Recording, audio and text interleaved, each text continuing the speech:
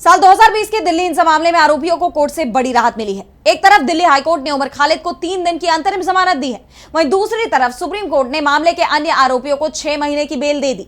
इसी के साथ यूएपीए जैसे सख्त कानून में बेल या जेल के नियम को लेकर सुप्रीम कोर्ट की 2 बेंचों में ठन गई है, जिसके बाद अब यह बड़ा सियासी और कानूनी विवाद सुप्रीम कोर्ट की बड़ी बेंच के पास पहुंचता दिख रहा है। तो क्या है ये पूरा मामला, जानेंगे इस रिपोर्ट में। 2020 की दिल्ली हिंसा के आरोपी उमर खालिद को दिल्ली हाई कोर्ट से आंशिक राहत मिली है। अदालत ने उन्हें 1 से 3 जून तक के लिए अंतरिम जमानत दे दी है। खालिद ने अपनी बीमार मां की सर्जरी और चाचा के चेहल्लुम के लिए 15 दिन की मोहलत मांगी थी।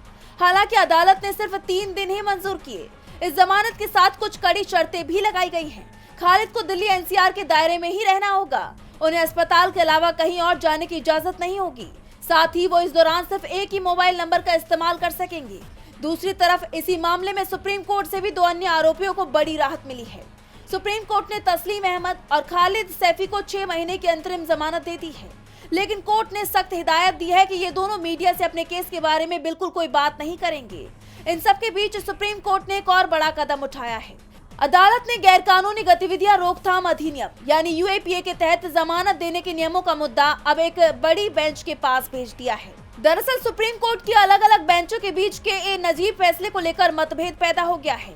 नजीब केस के फैसले में कहा गया था कि अगर मुकदमे में बहुत ज्यादा देरी हो रही है तो यूएपीए के तहत भी आरोपी को जमानत दी जा सकती है। इस पर जस्टिस अरविंद कुमार और जस्टिस पीबी बराले की बेंच ने कहा कि ये कोई गणित का फॉर्मूला नहीं है। ट्रायल में देरी होने पर आंख मूंदकर जमानत नहीं दी जा सकती। हर आरोपी की भूमिका को अलग से देखना जरूरी है। क्योंकि सुप्रीम कोर्ट की ही एक दूसरी बेंच ने इस नजरिए की आलोचना की है, इसलिए अब बड़ी बेंच इस कानूनी विवाद को सुलझाएगी।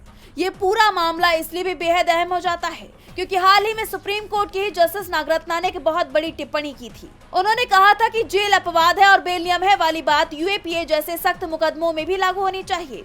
अब इस मामले में आगे क्या होता है ये देखना होगा। टीवी लाइव की रिपोर्ट।